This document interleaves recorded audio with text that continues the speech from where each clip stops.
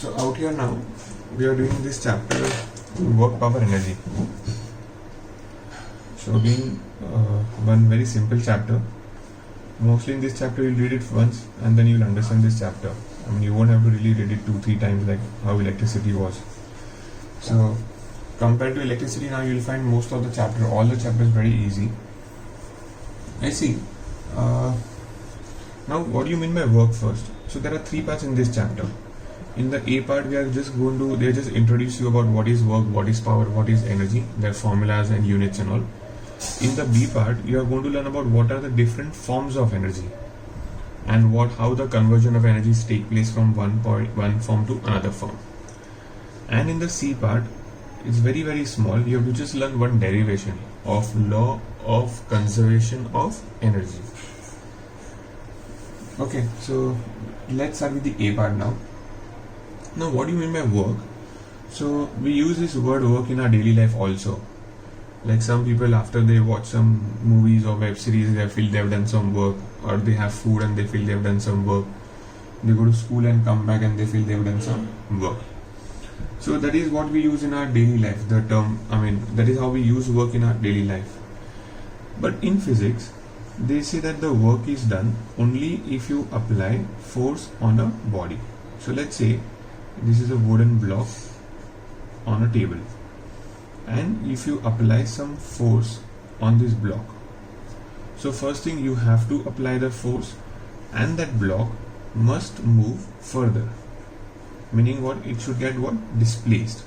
So only when you apply the force and if the block moves further or gets displaced, only then we say that the work is done. So say for example, the block has moved from here to this point. So S represents what? Displacement. So in terms of physics, work is said to be done only if you apply force on a body and the body gets displaced. Remember, if you move it from here to here and then again back to the starting point, then also the work done is 0. Why? Because then there is no displacement. So one of the very important point is what, there has to be some displacement. If the displacement is 0, then the work done is also 0. For example, if an athlete makes one complete round, of a circle, there's a circular track. If he makes one complete round, then the displacement is 0. Then the work done by the athlete will be what? 0.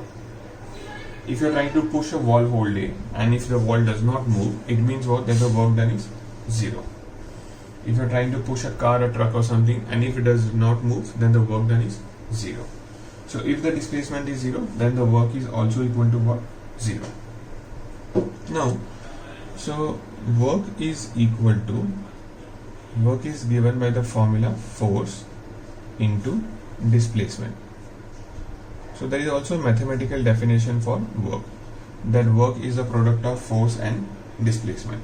Now what is the symbol for force? So it is F. What's the symbol for displacement? It is S. What's the symbol for work? It is W. So this is the symbol we use. Now about the unit. So first, SI unit. What is the SI unit of force? Newton. SI unit of displacement? Meter. But the SI unit of work is Joule, capital J. But those who find capital J difficult need not worry. They can write what? Simply Joule. Okay. So we can also say 1 Joule is equal to 1 Newton into 1 meter. Now they may also ask you to define 1 Joule. So what do you mean by 1 Joule? So we say 1 Joule of work is done. Look, 1 Joule of work is said to be done when a force of 1 Newton will displace a body by a distance of 1 meter in its own direction. So later on you can learn the exact definitions from the textbook. I'm just telling you the meaning of it. Now what about the CGS unit? So in CGS unit, force will be written as what? Dyne. Meter will be written as what? Centimeter. And the unit becomes ERG. Okay, and there is no short form for ERG, probably because it's already too short. So the unit of CGS unit of work is ERG. Now what's the relation between these units? So we have to derive now 1 Joule is equal to how many ERG. So they can ask you to derive this, very, very important. So 1 Joule is equal to what we have learned already, 1 Newton into 1 meter. But a Newton is how many times? 10 raised to 5 dyne. A meter is 10 raised to 2 centimeter. So that becomes how much? 10 raised to 7 dyne centimeter, which is also equal to 10 raised to 7 erg. So that's the conversion, that 1 joule is equal to so many erg. Okay, so they can ask you to derive this relation. Now another very important thing to note, that all these quantities that we are learning in this chapter, all of them are scalar quantities. Basically in the 10th standard you don't have only any new vector quantities, you have all the quantities are what? Scalar quantities only. I hope you remember what do you mean by scalar quantities. Those quantities which depend upon the magnitude alone, they do not depend upon the direction. Okay, now next thing, if they ask you what are the factors on which the work depends, so obviously work depends upon two factors, magnitude of force and the displacement. So more force, more work, more displacement, more work. Okay, so they can ask you on what factors it depends. They can also ask you to derive this. They can also ask you to define 1 joule and 1 erg, or define work. Okay, now second thing, in the same case now, what if the force was applied at an angle? Okay, if the force was applied at an angle, meaning out here you can see that the force which is applied is horizontal to the ground, correct? Or it is horizontal to the displacement, the direction of displacement. But what if the same force was applied at an angle? So if the force was applied at an angle, so say this is a block sorry, and this is how the force should have been applied, or this is the direction of the displacement, but you are applying the force at an angle. So this is the angle you've made out here. Okay, and that's the force. So in this case, first tell me in which case you think more work will be done, when you're applying the same force horizontally or same force at an angle. In the first case you would have done more work. In fact here you will do what? Lesser work. And how's the work done? You are given by W equal to F into S into cos theta. Why this cos theta coming? Because the force is applied at an angle.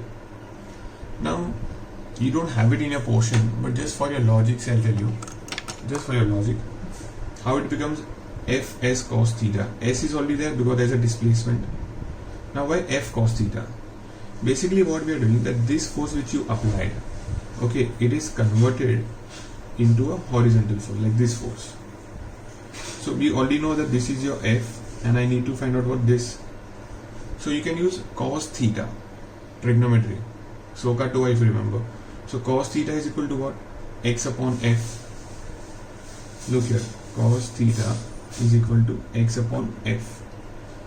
So what will be X equal to? F cos theta. I don't know if you can see what I wrote in pencil. So X is equal to F cos theta. So in place of X I wrote what? F cos theta. That's how you derive this formula. So if you know, fine. If you don't know, then also it's okay, because you don't have it in your syllabus, the derivation of this formula. Now next thing, now what if you are applying a force and the body is moved vertically upwards or downwards? Now look here. So say out here, number 3, case number 3, you have a body which is kept out here. Okay, it is kept here like this, and you've moved it vertically upwards. So when you move it vertically upwards out here, what is the height of the body? H. It is displaced by the height H. So in this case, what is work equal to? It is given as W is equal to M into G into H. Now if you try to correlate, this is basically the formula is same as W is equal to F into S. Your mg is equal to F, and instead of a horizontal displacement they are talking about a vertical height. Okay, so this is just another form. So whenever they speak about height, we are going to use the formula mgh. Whatever sums you have in this chapter, they all are formula substitution only. There isn't that much application like how it was in the current electricity chapter. Okay, so these are the three different ways to calculate the work done. Now there are three special cases also you need to learn about. Now before we learn about those three cases, first we'll learn about two conditions when the work done could be zero. So the first condition is what? When the displacement of a body is zero. Okay, so if the displacement is zero, work done will also be equal to what? Zero. Condition number two is that theta is equal to 90 degree. Now what is theta? Theta is the angle formed between the direction of the force and the direction of the displacement. Okay, so you want to move a body horizontally, but you're applying a force vertically. Out here, you're applying the force how? Vertically at 90 degree. Now what's the angle formed between force and displacement? 90 degree. Do you remember cos of theta is equal to what here? Cos of 90. What is cos of 90? 0. So that's why, because, so what was the formula? F S cos theta. So F S cos 90, F into S into 0. So answer would come what? 0. So whenever the force is applied perpendicular to the surface, remember that there is no work done. No work is done at all. Just imagine if you're going by a car, your car breaks down, and because your car breaks down, you get on the roof of the car and then you start jumping on it. So you keep on applying the force vertical on your car. Will your car move forward? No. Okay. So these are the two conditions when the work done could be zero. Now we have to learn about three special cases. Okay. Now there are three special cases when the work done are positive, negative, and they could be zero. So we'll start with these three special cases now. Three special cases. Now what are these three special cases? So case number one is we are talking about the positive work. So the work done, okay, now so first one we are talking about the positive work. Now let's say, when is the work done positive? What is the condition for it? So for positive work, the direction of your force and the direction of your displacement should be the same. So when both are going in the same direction, that time we say that the work done is what? Positive. What do you think is the theta between them right now? Okay, if they are parallel, then what is theta is equal to 0 degree. Remember, if theta is 0 degree, then the work done is maximum. Okay, so you need to know that when force and displacement are in the same direction, then the work done is positive, and if theta is 0 degree, that time the work done will be what? Maximum. Okay, what is an example of this? An example is if a body is falling freely downwards. So the direction of the body is this, right? The displacement is in downward direction. In what direction is the gravitational force acting? Also downwards. Since both of them in the same direction, work done is positive. They are parallel, so it is also what? Maximum. Okay. So any example you can take. For example, when you're pushing a trolley, the force applied by you and the motion of the trolley are in the same direction. So the work done is positive. Example number 2 is the negative work now. So obviously just opposite of positive will become what? Negative work. In negative work, if this is your direction of force, your direction of displacement is like this. Now look at this. What is the angle formed between them? What is the angle formed between them? So out here, your theta is equal to 180 degree. That time the work done is equal to negative. Okay. Got it? So now you must be wondering, how can it be possible you're applying force here but the body is moving this? So this will happen whenever there is a retardation produced in a body. Retardation means what? Whenever the speed of a body is decreasing. Like for example, when you throw a ball vertically upwards. So when I throw a ball vertically upwards, what is the direction of the displacement? This. What's the direction of the gravitational force? Still downwards only. Now look at the direction of the ball moving upwards. Gravitational force is downwards. They both are opposing each other, and that's why the work done is what? Negative. Okay. So wherever you have retardation, like for example when you apply the brakes in a car, then the frictional force is doing negative work. Wherever there is basically friction or retardation, negative work would be done. And the case number 3 is that the work done is equal to 0. Work done is equal to 0. One of the condition was what? When the displacement is 0. But here we are considering those conditions with the theta, with the angle. So 0 degree, 90 degree and 180 degree. When your theta is 90 degree, then also the work done is 0. We already discussed how. Because when theta is 90, cos of 90 is how much? 0. And that's why the work done is 0. Okay. So one of the example was what, when you are moving horizontally, okay, you are trying to move horizontal, okay, but the direction of the force is what? Vertical. So this is your direction of displacement, this is your direction of force, and hence the work done is what? 0, because the angle between them is what? 90 degree. Now this was a very simple example, but there are some other examples also. Like say for example, in any uniform circular motion, okay, so let's say out here for example, say you have a nucleus which is positively charged, out here you have an electron. Now at every point the electron wants to move out what? Into a tangential direction. Okay, you had something like this in the motion chapter also. Even in the force you will learn that at every point electron wants to move out tangentially. I hope you all know what a tangent is. Okay, and at every point though the electron wants to move out, there is something who tries to pull it towards its center.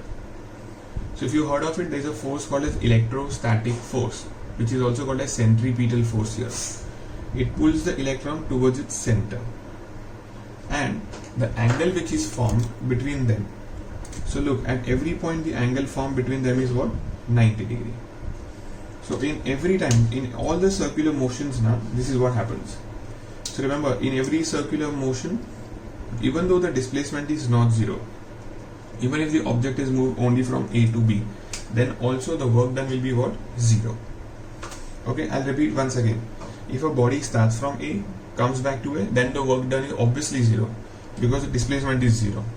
And also theta is 90 degree. But even if it has moved from A to B, still the work done by this force is what? 0. Got it? Why? Because the angle between the force and the displacement is what? 90 degree. That's why. Okay. See, I'll give you one more example now. Remember, positive work, negative work, 0 work, it depends upon the force that you've applied. Okay, what force are you talking about? So at the same time, the body can be under different forces. Like see, I'll give you one example out here. Say out here, we are having a surface. On this, we've kept this block. Okay. Now, when you're pushing this block, I'm pushing this block from here. That is what? F1. Okay, and I want to push this block in this direction. This is where I want to cause the displacement. So the work done by the force 1 is equal to positive. Why? Because the force which you applied will push the block in the same direction. But the work done by the force 2 is negative. Which is the force 2 now? Which is doing negative work right now? It is a frictional force here. Look, there is a frictional force here which will do negative work. And at the same time, there is another force, F3, which is what? Gravitational force. So F3 will do what work? 0 work. So whenever you are giving any example, you have to specify what force are you talking about. So whether you are talking about the gravitational force or the force applied by you or the frictional force, it depends. Okay. So remember, if a pulley, look at another example. If a pulley has moved a load, okay, so there is a pulley who is moving this load horizontally from one point A to B. So while he was moving the load from A to B, did the gravitational force do any work? No, because gravitational force at all point was what? Perpendicular, normal to the surface. So the work done by gravitational force is what? Always 0. And because gravitational force does not do work on a body when it is moving horizontally, we have to do work on it. See, have you noticed when you want to jump from a diving board, okay, in a pool, so you want to jump from the 3rd floor or 3rd level. Okay, you don't need to apply, you don't need to actually do any work. You have to just jump from there. Like you only need guts to jump from there, and once you jump from there, the gravitational force automatically does work on you and pushes you into the water. Okay, so remember, whenever you are talking about the work, you have to specify what force are you talking about. Okay, and the third factor which we did, theta is equal to 90 degree, is one of the most important factor, and lot of times, many times the questions are based on that particular point only. Okay, so this is all that you need to know about the work. Now next thing what we are doing is about the power. Okay, now what is power? So power is defined as the rate of doing work.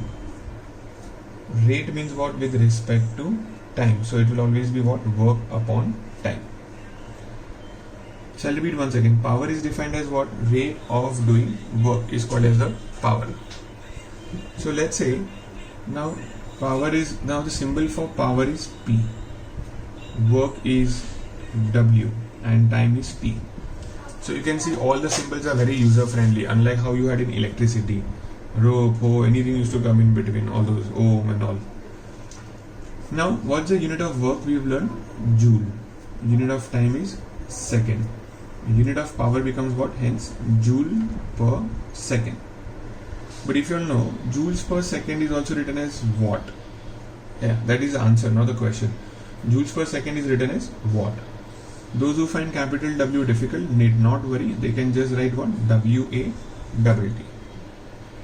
Okay, so you need to know definition of power. You need to know also one more thing, that 1 watt is equal to 1 joule per second. So they can also ask you to define this thing, 1 watt. How do you define 1 watt? So 1 watt is the power developed when a work of 1 joule is done in a time of 1 second. Got it? So 1 watt of power is developed when a work of 1 joule is done in a time of 1 second. Okay. Now next thing. So that was about the power.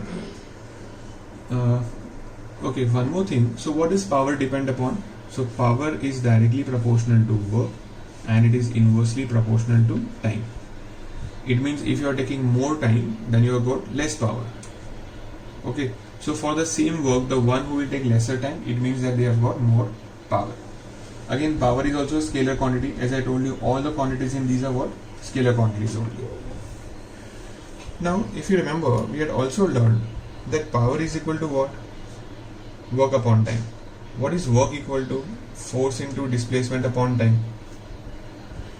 Now look at this and tell me, what is displacement upon time also equal to? You had done in the 9th standard. What is displacement upon time? Velocity. So there is one more formula for power now. Power is also equal to what? Force into velocity. As you are writing the formulas, keep on copying them down in your notebook simultaneously. Okay, or you copy all of them together at the end. So power is equal to force into velocity. So it also depends upon your speed. That's why when you want to run faster, you need more power. Okay. Now there are some more units of power. Like one of the unit of power is watt. That you already run. There is one more unit called as kilowatt. So what is a kilowatt? 10 raised to 3 watt. There is 1 megawatt. Mega means what? 10 raised to 6 watt. There is also 1 gigawatt. Giga is what? 10 raised to 9 watt. Now one more very important unit is 1 HP. What do you mean by HP? Horsepower. So what is 1 HP or 1 horsepower? 746 watts is called as 1 HP. So though you have to always take 1 HP as 746 watt, though sometimes, okay, in the problems they will round it off to 750. But unless they have rounded off, remember you cannot take it as 750. You have to take 1 HP as 746 watt only. Next thing, just like the bigger units, there are also smaller units. What are smaller units now? 1 milliwatt is equal to 10 raised to minus 3 watt.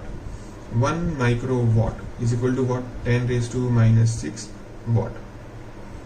Okay. Now, fine. So we are done about this. Is all you need to know in the power. Now the last thing we are learning is about the energy. Okay. Now what is energy? So energy is defined as the capacity of a body to do work. So it's the capacity of a body to do work. What do you mean by capacity? Capacity to do work. It means the maximum amount of work that could be done by a body is called as its maximum capacity. So let's say, for example, say if you start running from Nariman Point till Bandra.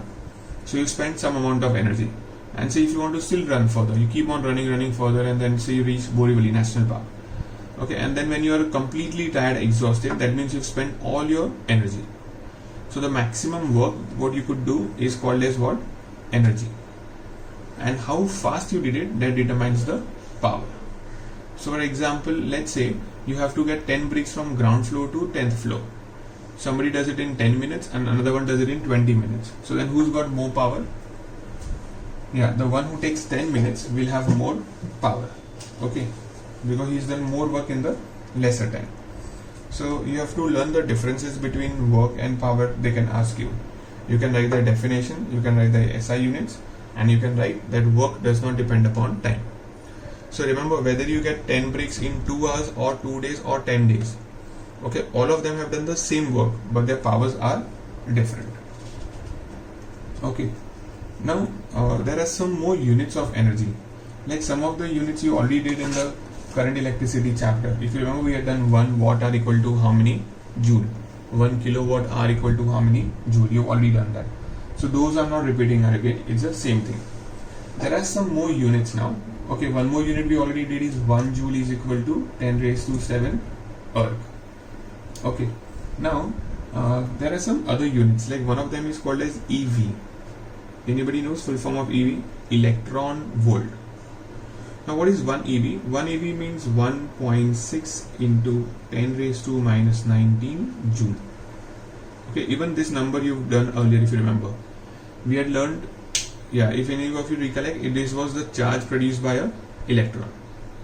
So electron volt is basically a unit which is used to measure the energy possessed by an electron. You can say it's a very, very small amount of energy because this is the energy possessed by an electron. Okay, so it's called as 1 EV, meaning what? 1 electron volt is called as 1 EV.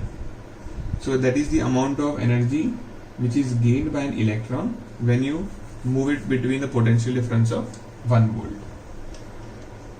Okay, also you must be knowing this unit which you've done again in the 9th standard. 1 calorie is equal to 4.186, approximately 4.2 joule, and 1 joule is 0.24 calorie. So you just arrange that 4.2, you will get the answer for the other way around conversion. Okay, so this is all that you have in the in this chapter, in the A part of the chapter. Now, okay, there is another question, application based question. This is the question number 10 in your book. Okay, so look at this. There is a coolie X and he is carrying a load on his head, climbs up a slope. So there is one coolie who is climbing up a slope and another one is moving same distance on horizontal platform. Now they are asking us who does more work.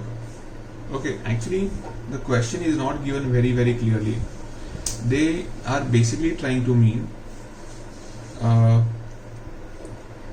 they are basically trying to mean who does more work against the force of gravity. Okay, so while you are climbing upwards, we will find it difficult because you are doing the work against gravity. So remember, here you are doing the work against the gravity while you are climbing up, but here you are not doing the work against the gravity. So because you are doing work against gravity, so here this guy or coolie X is doing more work, whereas coolie Y is doing no work only. Why? Because he is moving horizontally, so the force is always what? Perpendicular to it. That's why. Okay. I think the rest of the questions are quite simple only. You can go through the ticked ones in your textbook. Most of them are all objective types and they are simple questions.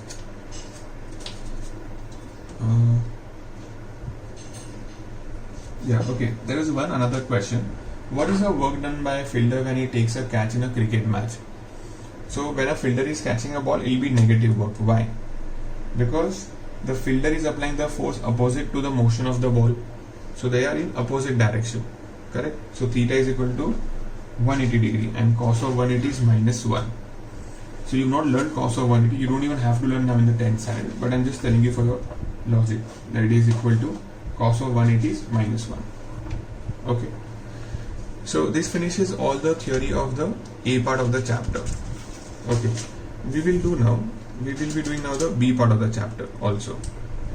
So in B part, I'm explaining only what is like important, which you need explanation for. Some of the things are very, very simple, so you can manage it on your own only. Okay. You just read it and you will understand. So I'm not doing that part. So now see, first we know that there are different forms of energy. There are many forms of energy. Correct? Like some of them are electrical, mechanical, potential, kinetic, heat, chemical, solar, wind, nuclear, sound. Many forms of energy are there. Now, one of the most important form of energy, at least important from your exam point of view, is the mechanical energy. So we are going to learn about the mechanical energy in this. Now, mechanical energy is basically the two forms of energy together are called as mechanical energy. And those are potential energy and the kinetic energy. Okay, so potential and kinetic energy. So now, what do you mean by potential energy? So potential energy is the energy which is possessed by a body because of its position, or you can say its configuration. I'll tell you what it means. Position means what, if a body is on a height, like water stored in a dam or a stone is kept over on the top floor of a building, then they will have potential energy. That's because of its position. What do you mean by configuration? A stretched rubber band, okay, a compressed spring. So they are all having what? Elastic potential energy. There is the energy possessed in them because of their configuration. Okay. What is kinetic energy? The energy which is possessed by a body because of its motion. So it is called as what? Kinetic energy. Now, so there are two types of potential energy. The first type of potential energy is called as what? Gravitational potential energy. Okay, it's called as gravitational potential energy. We call it as GPE for a convenience. And the symbol for gravitational potential energy is capital U. And the formula is mgh. Yeah, if you recollect, we already did this formula in the work. It's the same thing. So if you do its mass into gravity into height, you will get what is gravitational potential energy. Now, number 2, the second type of potential energy is called as what? Elastic potential energy. So all those bodies which have a property of elasticity are called as what? They can possess what? Elastic potential energy. We call it as EPE.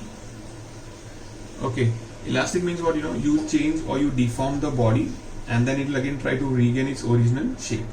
So while regaining its original shape, it will exert or it will give out some energy. That is the elastic potential energy. Now the next type of energy that we have to learn about is the kinetic energy. Now in kinetic energy again there are 3 different types of energy. Now what are the 3 forms of kinetic energy? So the first form of kinetic energy is called as what? Translational. What do you mean by translational? Translational is like when a body is moving in a straight line, then it is called as translational kinetic energy. For example, a car moving on a straight road will be what? Will be having what? Translational kinetic energy. You drop a stone from the top of a tower, it will have translational kinetic energy. Then rotational kinetic energy. Again, if you can make out from this word, remember there is a lot of difference in rotational and circular. Rotational means what? Spinning about its own axis is called as rotational kinetic energy. Example, a spinning top, when a fan is spinning, rotating, these are example of the wheels of a car. They will have what? Rotational kinetic energy. Then the third type of energy is the vibrational kinetic energy. So vibrational, as it meaning what? There is going to be a to and fro motion. So you can put like oscillation of a pendulum is kind of a vibration. Actually, it is also called as oscillatory, but they have not given the classification as oscillatory. Or like for example, when your cell phone vibrates, or when you plug the string of a guitar and it vibrates, then it is called as vibrational kinetic energy. Okay. Now, so these are the three forms of kinetic energy. Now the formula for kinetic energy. Look. So this was the formula for what? Potential energy. And the formula for kinetic energy, that it is equal to half mv squared. So half into mass into velocity squared. That is called as that's the formula for the kinetic energy. Okay. Now in kinetic energy, there is again one more important concept, very important concept, which is called as work energy theorem. Okay. This is the only difficult part, you can say, but interesting part of this chapter, work energy theorem. So what is this theorem about? It's about the relation between the work done and the energy of a body. Now, what is this theorem states? Look at this now. Let's say you have an object or a ball over here, and it was already moving with a velocity of some velocity, 10 meter per second, and then you applied a force on this body. So what will happen? This body will move further, that's true, but it will also move more faster now. Why? Because you applied a force on it. So it was say earlier 10 meter per second, and now the velocity became how much? Say 30 meter per second, for example. It means what? That it has got more kinetic energy. Now whatever is the increase in its kinetic energy, from where did it get its kinetic energy? It came from the work done by this force. Okay, now see what it means. See, so far now we are done that when you apply force on a stationary body, it will move further. We used to F into S and used to get the work done. But how do you calculate the work done when the bodies are already in motion? So for that, this work energy theorem is useful.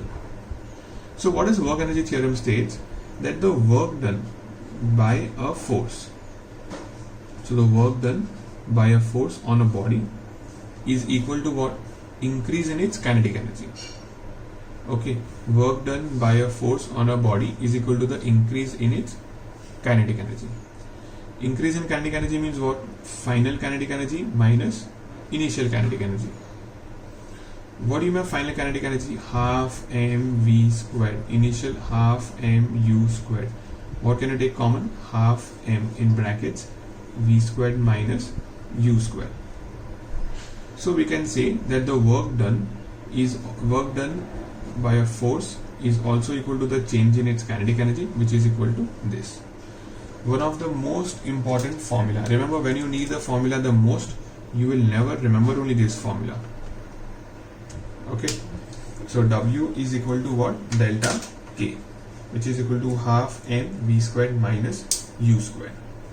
Now something little more interesting, if you want, try it out. Do you remember what was the formula for v squared minus u squared? You are done in the equations of motion. So v squared minus u squared is equal to 2as. So in place of this, you write 2as. Cancel 2 and 2. You'll get m into a into s. What is m into a? Force. So what did you get? Force into displacement. So we proved that work is also F into S. Okay. So if you got a bit confused about it, rewind it 20-30 seconds, you will get it. And even it's not, you don't, I mean, actually need to derive it, but if you know it's good, you'll understand it better. Okay, clear? Now one more thing. So we have learned K is equal to half mv squared. Now there is one more formula. Okay, now look at this formula. We have learned that kinetic energy is equal to half mv squared. Now what I am going to do is I will multiply. Basically it is mv squared upon 2. So what I'll do, I'll multiply by m here and m here. Why I'm multiplying by m, you'll know in some time. So you get m squared v squared upon 2m. So what is K equal to? mv the whole square upon 2m. So what is k equal to? P squared upon 2m. Why? Because your momentum is equal to mass into velocity. So kinetic energy is equal to what? P squared upon 2m. So this is another formula now. See, this one gives you the relation between kinetic energy, momentum and mass. The earlier one was giving you relation between what? Kinetic energy, mass and velocity. Okay. Now so out here, if I say if the mass of a body is constant, then kinetic energy is directly proportional to momentum squared. But if momentum is constant, then what can you say? Kinetic energy is inversely proportional to mass. So if there are two objects, one is lighter and one is heavier, say you have a table tennis ball and a season ball, they are both going with the same momentum. Okay, a table tennis ball and a season ball, a cricket ball, they are both moving with the same momentum. Who will have more kinetic energy? So a table tennis ball. How? Because it is inversely proportional to mass. Less the mass, more is the kinetic energy. Okay, so there are few applications on this question also, and there are few applications on this also. What you have done? K is equal to half mv squared. If k is equal to half mv squared, so you can say that k, if m is constant, if m is equal to constant, what can you say about k? Directly proportional to mass. Sorry, if k is constant, m is constant, k is directly proportional to v squared. If mass of a body is constant, then kinetic energy only depends upon its velocity. And see now, if your velocity is doubled, what happens to your kinetic energy? 4 times 2 squared. If your velocity is trebled, your kinetic energy becomes how much? 9 times, because it is squared. But if your velocity is constant, then what will happen? Kinetic energy is proportional to mass. Now if you double mass, double the kinetic energy. If you treble mass, treble the kinetic energy. Why? Because they are directly proportional. Okay. Now after this, there are just about all those conversion of energies are there. How to convert one form of energy into another form. Okay. So you will to just read that and read all the forms of energy. They have given this one table which is very, very important in your book. Okay. So all of them are important, but this one is very, very important, this conversion of energy. And whatever different types of energies they have given, you can just learn their definitions, like whatever is given in italics. You do not need to by heart everything actually. Okay. Now, another thing, out of all of them, there is one very important point given in your textbook. And that important point is the point number 18. Okay. I'll be sending you the PDF of this or the markings from the textbook also. But see, I'll tell you what point I'm talking about. On page number 37. On page number 37 in your textbook, you will find point number 18, which is very, very important. Now, what is point number 18? It states that, let's say you've got water in a dam. So water is stored at a height and the temperature of the water is T1. Now when the water is falling from here onto the floor, onto the ground, what will happen? So first, what kind of energy it had in the tank or at the height? It had got what? PE, basically gravitational potential energy. Then it started flowing, so your GP started getting converted into what? Kinetic energy. Then it started what? Striking the ground. When it starts striking the ground, due to the friction, because it hits the ground, due to the friction, all your kinetic energy gets converted into heat energy. So look, what is your chain? Your P is getting converted into K, and your K is getting converted into what? HE, that is what? Heat energy. Clear? So P to Ke to HE. Okay.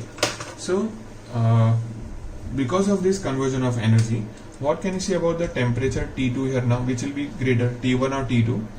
T2 will be greater than T1. Why? Because you are converting some of the potential energy into the heat energy.